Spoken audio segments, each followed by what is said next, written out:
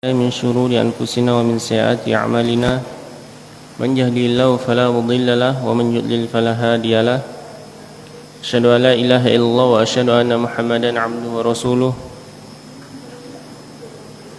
يا أيها الذين آمنوا اتقوا الله حق تقاته ولا تموتن إلا وأنتم مسلمون يا أيها الناس اتقوا ربكم الذي خلقكم من نفس واحدة وخلق منها زوجها وبث منهما رجالا كثيرا ونساء واتقوا الله الذي تساءلون به والأرحام إن الله كان عليكم رقيبا يا أيها الذين آمنوا اتقوا الله وقولوا قولا سديدا يصلح لكم أعمالكم ويغفر لكم ذنوبكم ومن يطع الله ورسوله فقد فاز فوزا عظيما ثم من بعد فإن أصدق الحديث كتاب الله وخير الهدي هدي محمد صلى الله عليه وسلم وشر الأمور محدثاتها وكل محدثات بدعة وكل بدعة ضلالة وكل ضلالة في النار.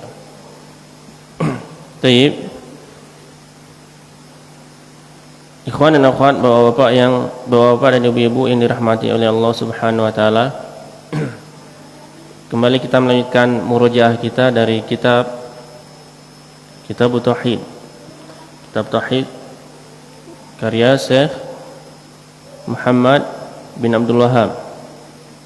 Kita telah sampai kemarin pada bab yang ke-6, itu tentang tafsir atau penjelasan la ilaha illallah. Kita sekarang masuk bab yang ke-7 dari kitab ini, tentunya dari muqaddimah. Apabila muqaddimahnya dihitung bab 1, maka ini bab yang ke-7. Kalau di luar itu berarti ini bab yang ke-6. Bab ini menjelaskan tentang suatu perbuatan yang dia itu bisa terjatuh dalam kesyirikan, bahkan syirik besar. Yaitu bab minasyirki lubusul halqah wal khayti wa nahwihima li raf'il bala aw daf'ihi. Merupakan kesyirikan memakai gelang, sesuatu yang dilingkarkan, bisa gelang atau yang lainnya. Nanti di dalam hadis yang lain nanti ada yang berupa bentuk lain. Wal khayti atau benang atau sejenisnya, merupakan kesyirikan memakai gelang atau benang atau sejenisnya li raf'il bala wa daf'ihi au daf'ihi, untuk mengangkat musibah atau menolak musibah, untuk mengangkat musibah atau menolak musibah.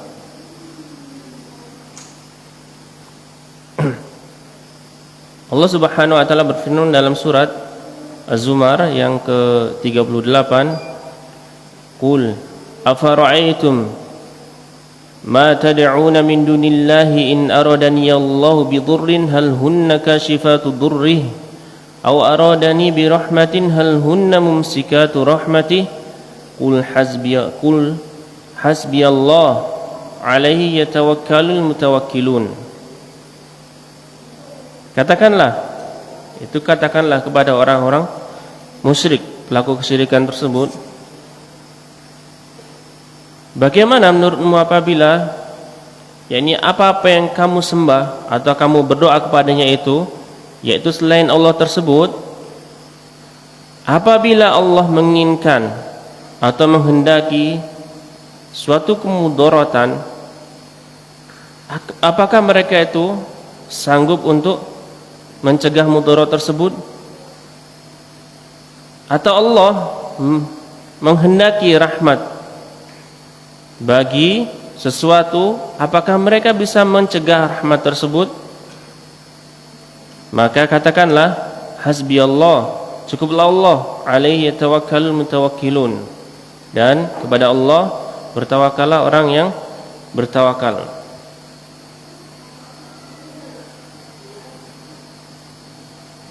Pada ayat ini, pada surah Az-Zumar tersebut, ini menunjukkan bantahan kepada orang-orang kafir, orang musyrik yang menyekutukan Allah, orang-orang yang menyekutukan Allah, yang dia menyembah selain Allah. Yaitu Allah di sini mengatakan, apakah Tuhan-Tuhan yang kalian sembah itu, apabila Allah menginginkan suatu keburukan, apakah mereka bisa mencegahnya? Atau apabila Allah menginginkan kebaikan, apa mereka juga bisa mencegahnya? Maka cukuplah Allah sebagai penolong. Dan kepada Allah lah orang-orang yang bertawakal, yaitu bertawakal kepada Allah.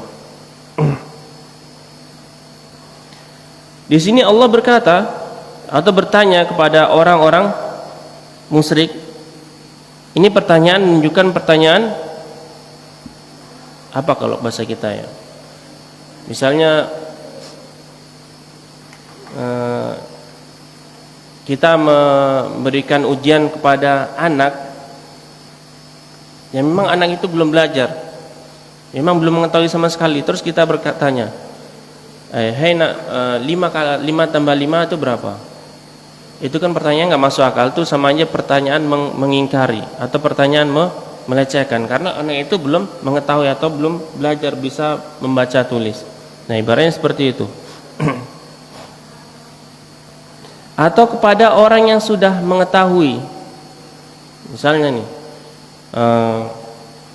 kepada atau terhadap sesuatu yang orang tersebut, misalnya seorang pilot, apabila dia mengendarai pesawatnya dan jatuh dari ketinggian, apakah kamu akan masih hidup? Tentu kemungkinan besarnya apa? Hidup atau mati? Mati kan? Ibaratnya seperti itu. Kalau kita bertanya kepada pilot tersebut, Pak pilot, coba kalau kamu jatuh dari ketinggian menggunakan pesawatmu itu, apakah kamu masih hidup?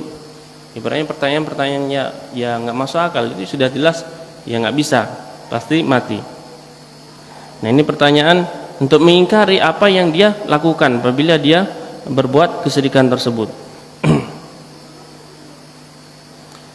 Penulis di sini menjelaskan bahwasanya Allah Subhanahu wa taala memerintahkan Nabi kita Nabi Muhammad sallallahu alaihi wasallam bi an yunkiru ala haula'il musyrikin,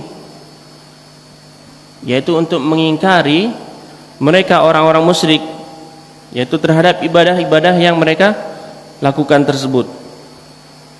Mereka beribadah kepada siapa? Al-asnam di sini menyebutkan, yaitu berhala, al-ajizah yang lemah, allati la yastati'u izalata ad-durrin nazala bi ahadin.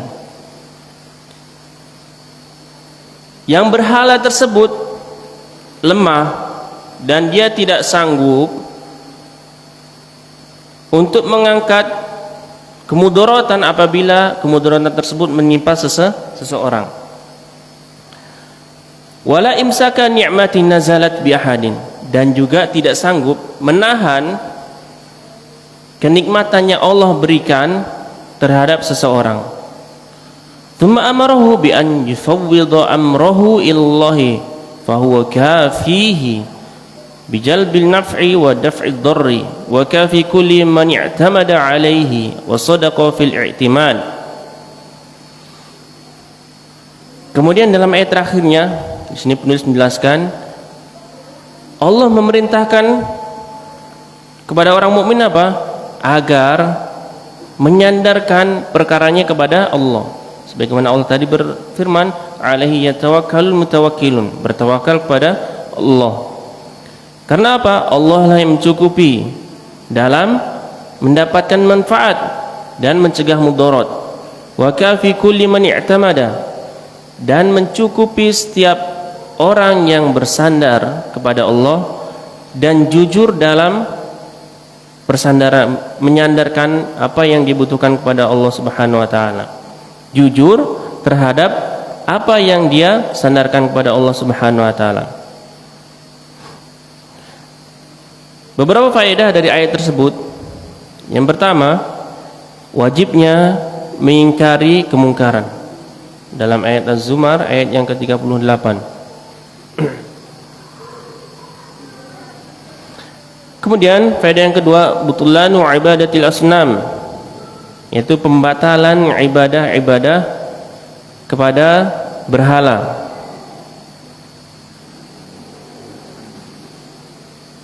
Kemudian yang ketiga, anna kasfad durri wa jalbin naf'i min khosaisillah. Nah, ini perlu kita ketahui. Bahasanya menolak kemudaratan dan juga mendatangkan manfaat itu merupakan kekhususan Allah Subhanahu wa taala. Ya.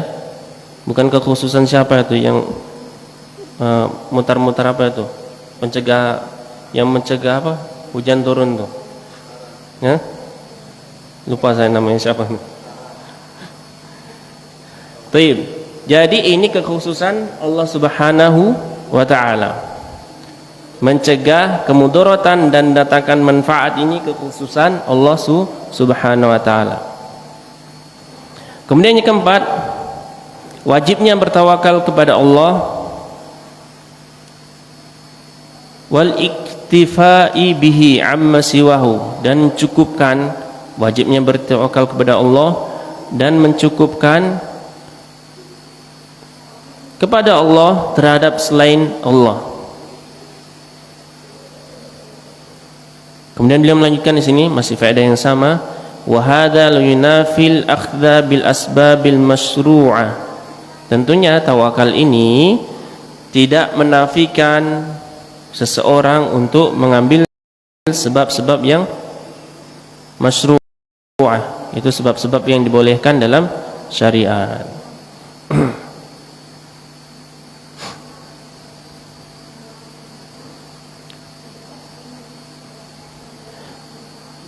Bapak-bapak dan ibu-ibu yang dirahmati oleh Allah Subhanahu wa taala, dalam surat Al-Zumar tersebut ayat 38, ini yang perlu kita pertegas di sini. Yang pertama, bahwasanya yang perlu kita bold atau berikan tanda garis atas yang tadi, yaitu tentang mencegah mudarat dan mendatangkan manfaat, itu merupakan kekhususan Allah Subhanahu wa taala.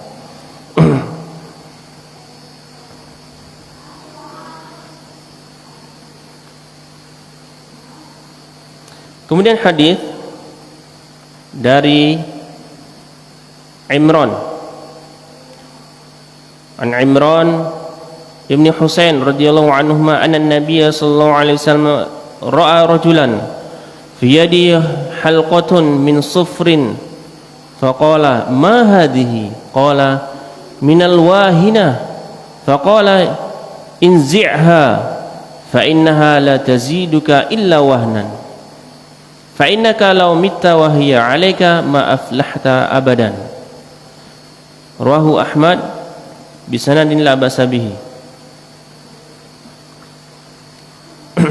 Hadis dari sahabat Imran bin Husain, semoga Allah meridhai beliau berdua.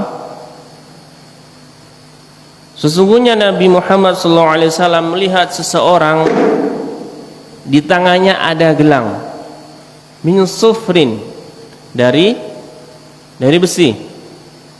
Rasulullah melihat seseorang di tangannya ada gelang dari besi. Faqala ma hadhihi, maka Rasulullah bertanya, apa ini?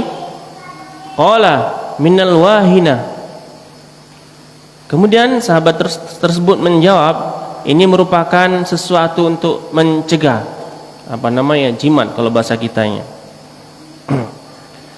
Faqala, kemudian Rasulullah berkata lagi, inzi'ha, lepas itu, tinggalkan, buang.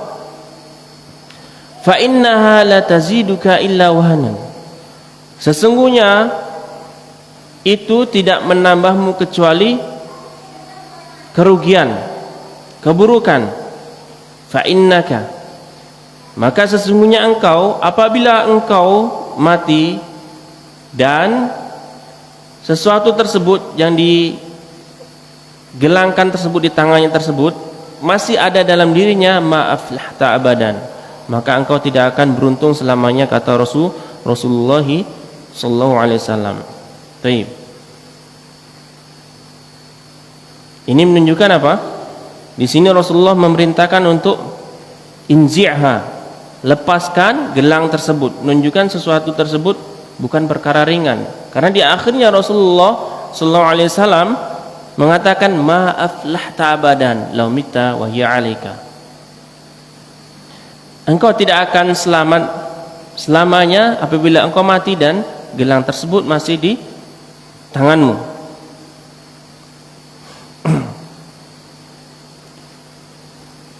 Kita bacakan dari penulis, bahasanya Imran bin Husain di sini mengabarkan kepada kita dalam hadis tersebut, sesungguhnya Rasulullah sallallahu alaihi wasallam melihat seseorang di tangannya itu apa? Gelang tadi dari besi. Kalau di Minang masih ada ya? Pada apa? Untuk mencegah apa? Palasi. Baik. Ada tetangga saya seperti itu. Kalau di Jawa nggak tahu. Biasanya malah dari apa? Yang dilingkarkan ke badan ya. Kemudian dikasih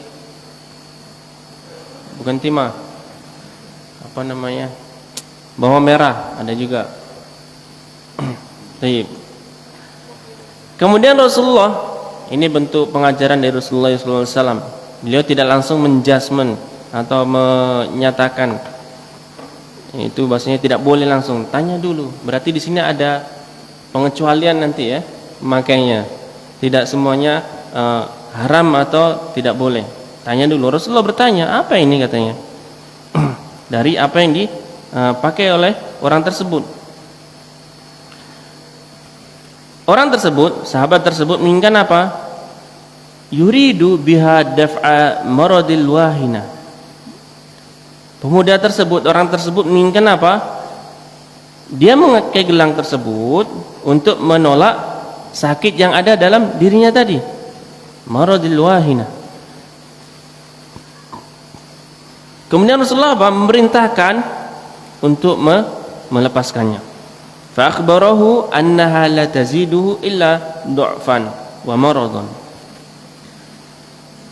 Kemudian Rasulullah mengabarkan gelang yang dipakainya tersebut tidaklah menambah pada dirinya itu ketakutan dan juga kelemahan atau dia menambah sakit. Ada seperti itu.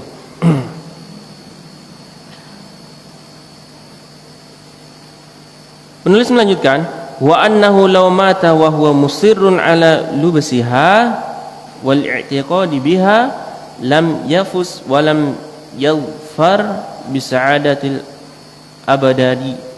abadiyah. Apabila engkau mati dan engkau masih tetap dalam atau memakai gelang tersebut dan engkau meyakini atas manfaat gelang tersebut, maka engkau tidak akan selamat ya, tidak akan selamat. Baik, Bapak dan Ibu-ibu yang dirahmati oleh Allah Subhanahu wa taala, kita perhatikan di sini bahasanya Rasulullah sebenarnya masih ada hadis yang lain menguatkan tentang hadis ini. Kita baca dulu hadis yang lain.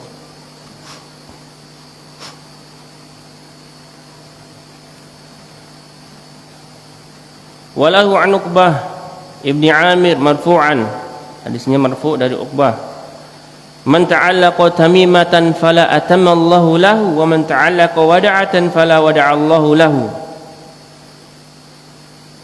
Dan masih dari riwayat Imam Ahmad dari sahabat Uqbah bin Amir, hadisnya marfu', barang siapa menggantungkan tamimah. Apa itu tamimah? Jimat ya.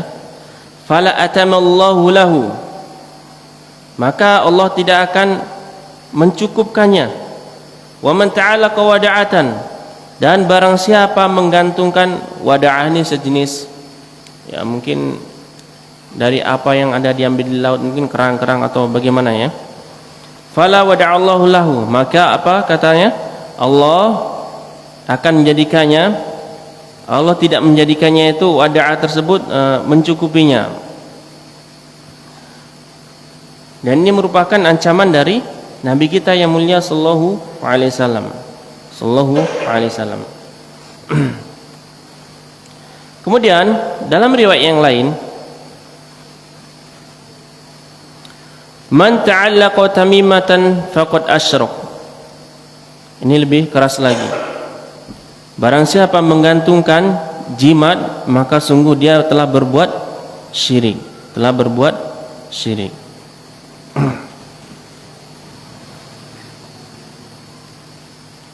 Uqbah bin Amir, semoga Allah meridainya, dalam hadis tersebut mengabarkan kepada kita bahwasanya Rasulullah SAW berdoa kepada setiap orang yang menggantungkan tamimah atau wada'ah. Ini namanya beda jenisnya, tapi dalam kesyirikannya sama ya. Namanya beda tapi jenis kesyirikannya sama. Mu'taqidan, dia berkeyakinan. Barang siapa Rasulullah mendoakan orang yang menggantungkan tamimah, menggantungkan jimat atau wada'ah tadi. Dia berkeyakinan dalam barang tersebut, jimat tersebut memberikan an-naf'a, memberikan manfaat selain Allah Subhanahu wa taala. Beliau di sini pensyarah menjelaskan memberikan manfaat selain Allah. Maka sesungguhnya Allah la yutimmu umurahu. Allah tidak akan mencukupkan perkaranya. Bal yahrimuhu minan da'ah was sukun. Bahkan apa?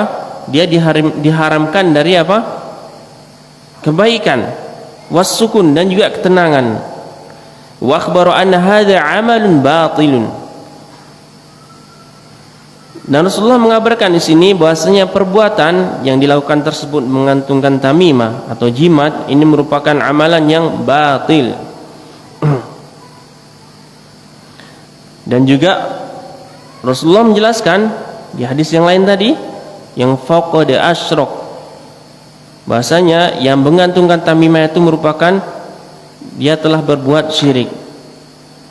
Karena apa? Li'anna sahibaha i'tiqada fiha an-naf'a dunallahi ta'ala. Karena apa? Orang yang menggantungkan jimat tersebut, dia berkeyakinan jimat tersebut memberikan manfaat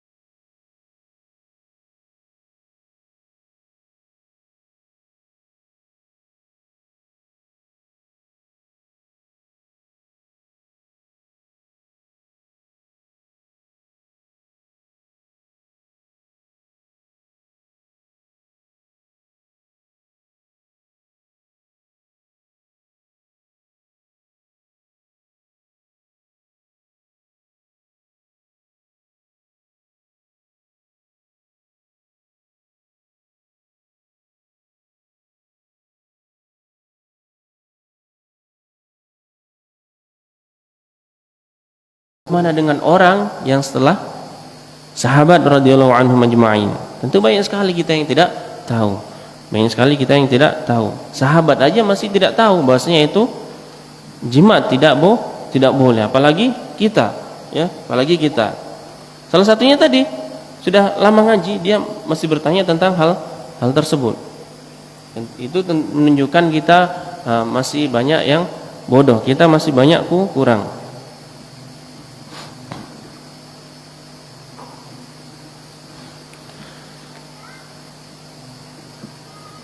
Kemudian yang keempat, anna tamimah na'un minasyirki. Bahasanya jimat itu bagian dari kesyirikan. Jimat bagian dari kesyirikan.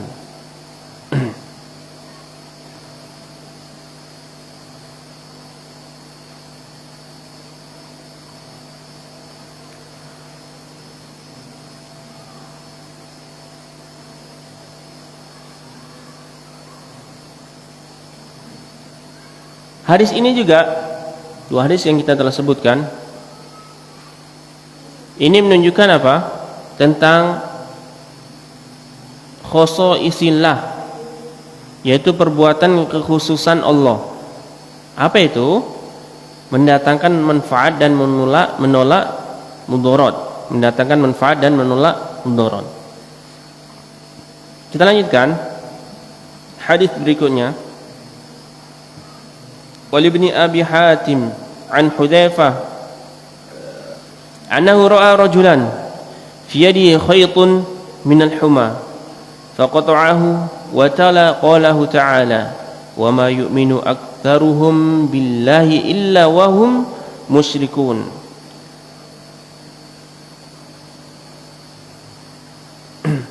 Dari Abi Hatim, dari Hudzaifah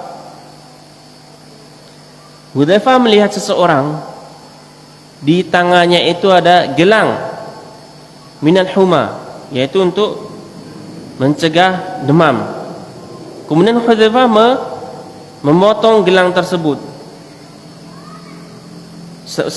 Seraya beliau membaca firman Allah Subhanahu wa taala dalam surat Yusuf ayat yang ke-106. Wa ma yu'minu aktsaruhum billahi illa wa hum musyrikun.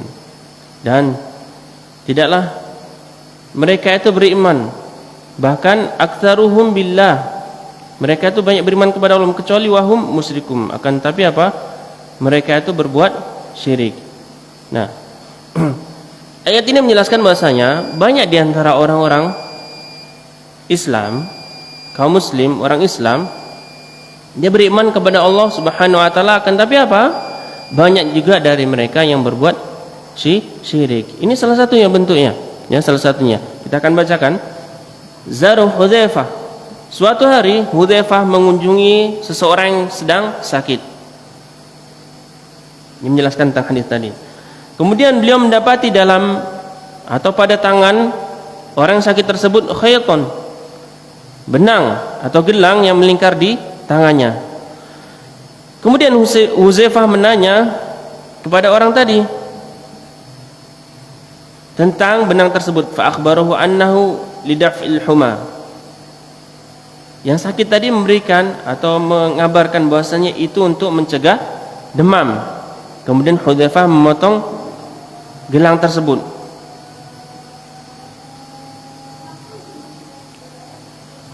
Kemudian Hudzaifah setelah memotong gelang tersebut membacakan ayat dalam surat Yusuf tadi, ayat yang ke-106. Ini menunjukkan apa? Bahasanya itu seorang tabi'in. Kalau tidak salah seorang tabi'in tadi ya. Seorang tabi'in saja masih terjatuh ke dalam kesyirikan. Lalu bagaimana dengan setelahnya? Tadi seorang sahabat, sekarang seorang tabi'in.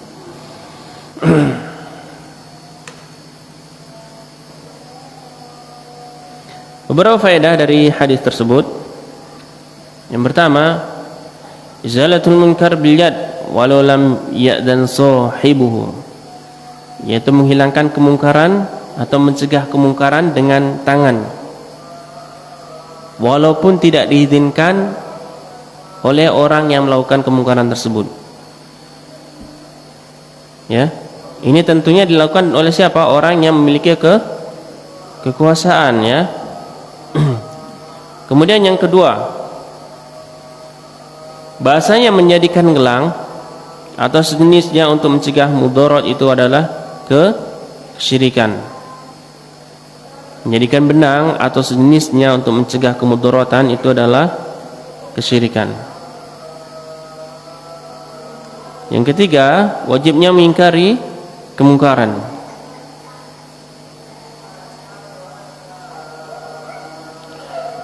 Kemudian yang keempat, bagusnya kefahaman sahabat radhiyallahu anhum dan keluasan ilmunya. Pemahamannya bagus sahabat tersebut dan keluasan ilmunya. Itu ditunjukkan dengan tadi Hudzaifah memotong orang yang maksudnya memotong gelang yang dipakai oleh orang yang sedang sakit.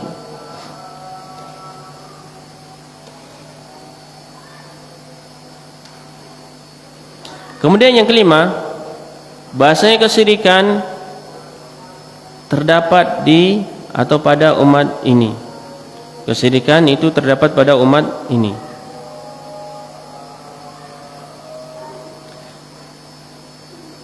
Faedah yang terakhir, anna qalba syakhsi qad yajtami'u fihi al-iman wa syirk. Sesungguhnya hati seseorang terkadang dia berkumpul padanya. Sesungguhnya hati seseorang terkadang dia berkumpul di dalamnya iman dan kesyirikan. Iman dan kesyirikan. Tadi kita telah sebutkan contohnya dari zaman Rasulullah hingga zaman sahabat yang mulia radhiyallahu anhum ajma'in. Ya. Nah, ini perlunya kita berlindung dari kesyirikan. Siapa yang hafal dah berlindung dari kesyirikan? Dapat hadiah. Makanya itu kita harus berlindung dari kesyirikan, karena di sini penulis menjelaskan terkadang seseorang berkumpul dalam hatinya itu antara iman dan kesyirikan. Baik.